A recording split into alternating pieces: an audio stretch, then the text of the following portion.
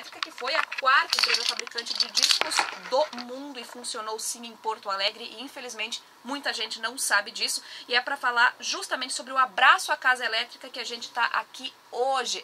Seja muito bem-vindo, Ricardo. O abraço acontece sábado, mas é interessante a gente já começar a nossa conversa sabendo por que a Casa Elétrica precisa ser abraçada. É uma pena esse motivo, né? Claro. Eu estava te mostrando antes fotos. Lindas, infelizmente, lindas. Nossos ouvintes não conseguiram, os teus ouvintes aqui da Rádio Guaíba, agradecer o convite aí, teu, que foi muito gentil, né? E nós temos, a Casa Elétrica precisa ser abraçada, por quê? Porque, na verdade, a população acabou esquecendo essa história, que é uma história centenária, né? O que foi a Casa Elétrica, né, Ananda? A Casa Elétrica foi a quarta empresa fabricante de discos do mundo.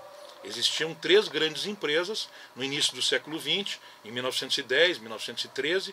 Uma delas era a Victor, né? Talking Machine, que depois virou RCA Victor.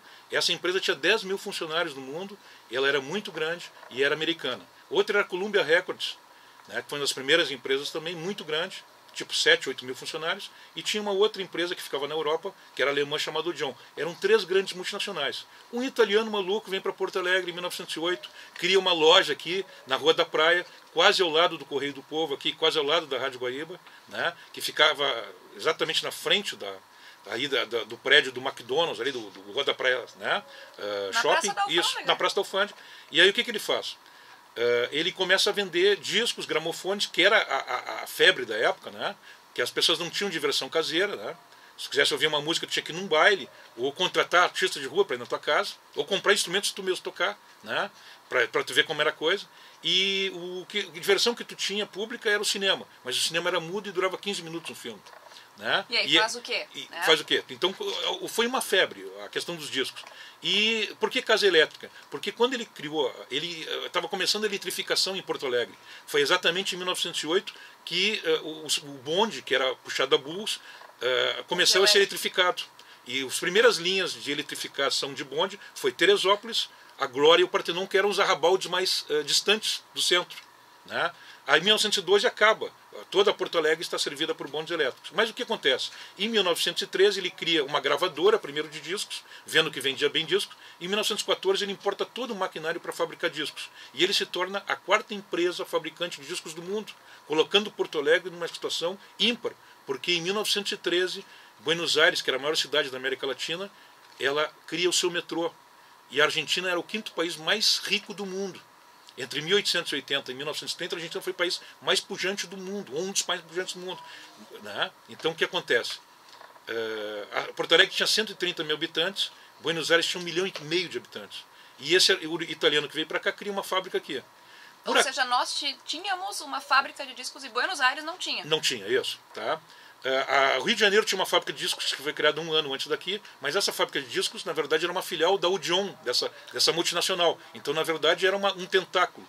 Como empresa, ele foi a quarta empresa fabricante do mundo e nunca houve, a nível empresarial ou cultural, uma coisa igual em Porto Alegre. Ou seja, eu vou me arriscar a dizer que o patrimônio histórico mais importante, um dos mais importantes que nós temos, é a Casa Elétrica. E, Ricardo, a gente acaba falando na Casa Elétrica sempre nesse mesmo tom de saudosismo, que é interessante, mas um saudosismo negativo. Triste. Porque, gente, em qualquer lugar do mundo, e eu não estou aqui com síndrome de cachorro magro ou qualquer coisa parecida, não, isso é uma constatação. Em qualquer lugar do mundo, um patrimônio desse seria preservado. O poder público seria o primeiro a abraçar a causa de um patrimônio como a Casa Elétrica. E ela está literalmente caindo aos pedaços. Ruindo. Eu vou fazer um paralelo. Eu estou aqui nessa rua tão importante que é essa esquina aqui, né? Da Rua da Praia, isso, da Rua da Praia, que nós temos na frente aqui de vocês o antigo, a sede do Jornal Federação, que também é histórico. Hoje é Museu da Comunicação. Claro, é um museu, e tem muito acervo ali, inclusive discos gaúcho ali, né? Mais de 97.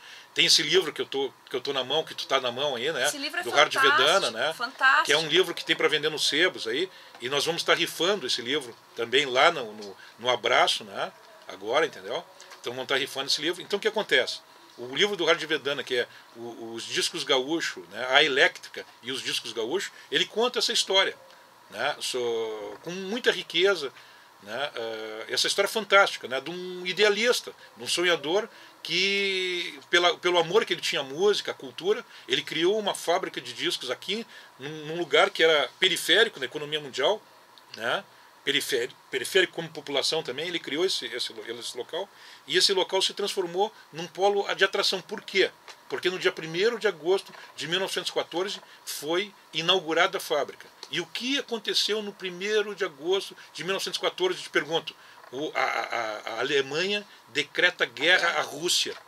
E é o início, os pesquisadores consideram o início oficial da Primeira Guerra Mundial, quando a deflagração ela se transforma numa deflagração mundial, porque primeiro a Áustria tinha declarado guerra à Sérvia. Então já era uma guerra regional, ela se torna mundial a partir desse momento. Primeiro, no mesmo dia. Isso é uma coincidência das coincidências. E tem outra coincidência. Como, tu veja bem, a Primeira Guerra Mundial, que é uma coisa nefasta para a humanidade, porque milhões de pessoas morreram, acabou sendo, por caminhos tortuosos, uma coisa que acabou trazendo os argentinos a gravarem aqui. Por quê? Porque os argentinos gravavam tangos desde 1900 na Argentina e mandavam as matrizes para serem prensadas, né, na Alemanha principalmente. Ou nos Estados Unidos, mas principalmente na Alemanha. Não tem como mandar? Isso, com a guerra o que aconteceu? Eles tentaram mandar e os navios começaram a ser afundados pelos britânicos. Muita gente achava só os alemães que afundaram. Não, os britânicos fizeram um bloqueio naval, porque a maior marinha que existia era a britânica, né? E isso tudo está lá no nosso grupo, no grupo do Facebook Amigos da Casa Elétrica. Tem a história da Primeira Guerra Mundial, tem a história da indústria fonográfica desde Thomas Edison. A gente tentou fazer esse paralelo, por quê?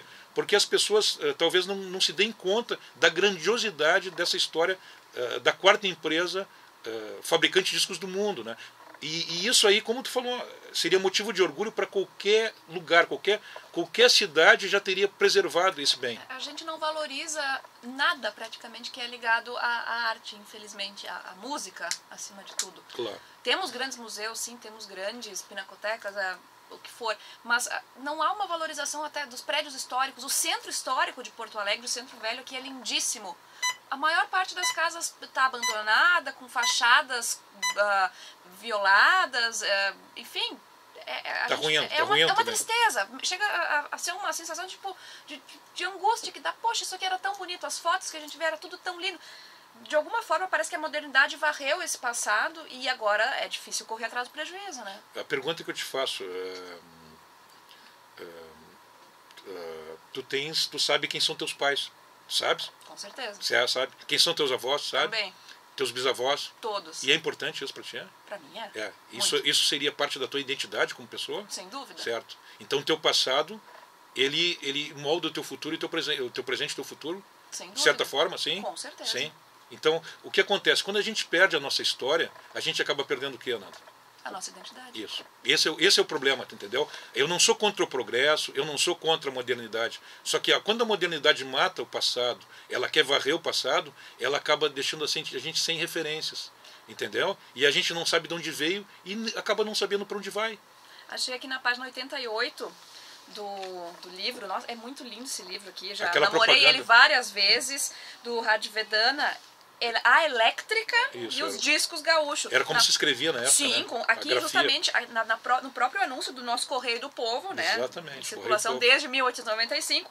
Essa aqui é um anúncio de 1914 que diz: discos gaúcho registrado. Nova marca brasileira, com Z, de chapas para gramofones, com PH, executadas e gravadas única e exclusivamente para a casa A Elétrica, na Andradas 302, o telefone, com PH. Retiramos a primeira e grande partida, que está sendo apreciadíssima. Todas as músicas do maestro rio-grandense Pedro Borges, da grande banda da Brigada Militar do Estado e de muitos outros autores. Aí está aqui o convite na Andradas 302 em Porto Alegre. Muito bacana ver isso. Muito legal. Mas esse livro, ele fez uma pesquisa realmente muito interessante. Ele levantou toda a discografia possível na época, né? É um livro interessantíssimo. Ele tem 3 CDs que estão as músicas mais importantes lá no fim, que ele achou, né?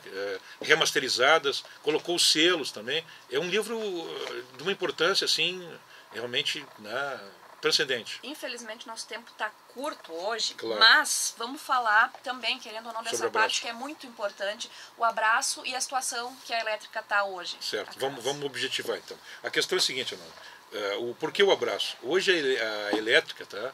Ela está na seguinte situação: A elétrica, o prédio está ruindo, ele foi tombado em 1996, quando o prefeito ainda era o Raul Ponte. Veja bem, quase 20 anos do tombamento. Isso, são 19 anos, né? E veja bem, outra coisa que tu falou sobre a gente não valorizar o patrimônio, né? Outro dia eu li num jornal aí, aqui no Correio do Povo mesmo, que a prefeitura gastava R$1 milhão para reparar vandalismo por ano.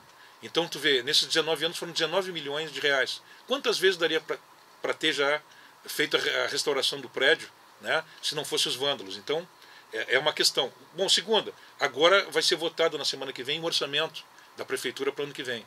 E a gente quer que a prefeitura coloque no seu orçamento esse 1.300.000 que são necessários para fazer a restauração do prédio, né, que já devia ter sido feita antes, né, e a prefeitura sempre arranja uma outra desculpa para não fazer. O Ministério Público entrou com uma ação em 2011, né, e o TJ julgou procedente, a prefeitura não recorreu, já foi feito projeto, orçamento, como eu te falei, mostrei para ti o projeto, custa 1.300.000 e agora vai ser votado na Câmara de Vereadores, vai ter uma emenda lá desse 1.300.000. Veja bem, dizem que no ano que vem a prefeitura vai arrecadar 6 bilhões e 500 milhões de reais. 1.300.000 significa no orçamento da prefeitura apenas 0,02%. É como cada R$1.000 que a prefeitura arrecadar, ela teria que gastar 20 centavos para restaurar a elétrica. É insignificante. Né? Pode fazer. Acho que Porto Alegre merece esse presente.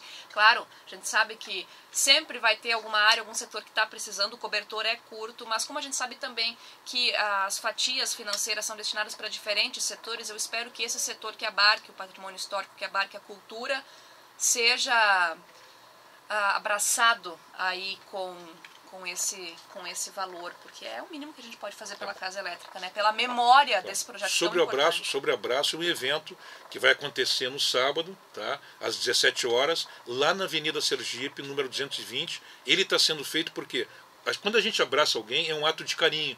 E esse ato de carinho a gente quer fazer a esse patrimônio, né, histórico e cultural de Porto Alegre, pela transcendência, pela importância que a gente já falou, e vai ser às 17 horas, vai ser feito o abraço. Logo depois nós vamos fazer shows de rock, show de samba e show de tango, tá?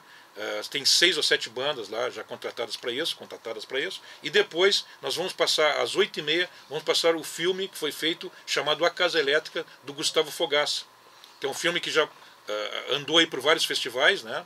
E a produtora não cedeu o filme para passar para a população, para poder popularizar essa questão. Lembrando que a Casa Elétrica foi o primeiro tango que foi gravado e prensado na América Latina, foi na Casa Elétrica. Que ironia, hein? E o primeiro samba também, gravado e prensado, foi feito na Casa Elétrica. Então, só isso daria uma importância para a cultura do Brasil e da Argentina. Já seria um dos patrimônios históricos mais importantes do Brasil e da Argentina, só por causa dessa questão. Olha, Ricardo, eu só posso dizer que eu torço muito para que vocês consigam, sim, não só abraçar, mas também voltar a dar para a Casa Elétrica, para a Casa dos Discos Gaúcho, todo o esplendor que merece ter, porque isso é um presente não só para vocês que estão trabalhando diretamente nisso, mas é um presente para toda a nossa cultura, para todo o nosso estado e também para o país. Eu te agradeço a visita, a gente conversou com o Ricardo Eckert, ele que está à frente desse projeto todo, e conte com o nosso apoio para abraçar a Casa Elétrica, não só hoje, mas sempre. A gente agradece aqui a Rádio Guaíba, agradece a ti pessoalmente, né, porque pela gentileza de ter nos convidado. Foi um prazer. E convidando de novo todos os ouvintes para estarem agora no sábado, dia 21, né, no Abraço à Casa Elétrica, na Avenida Sergipe, 220, bairro Glória, às 17 horas começa e se estende até às 23 horas com shows de banda, depois do abraço, e depois também a passagem do filme. Estejam lá e vamos abraçar essa causa, que é a causa da nossa cultura e da nossa história, da nossa identidade. Muito obrigado. Sem dúvida. Obrigada, Ricardo. Obrigada a todos os nossos ouvintes. O programa hoje foi um pouquinho diferente, com a Bibiana Borba relatando todas as peripécias da primeira viagem com o Uber. A gente fica por aqui e volta amanhã. Tchau!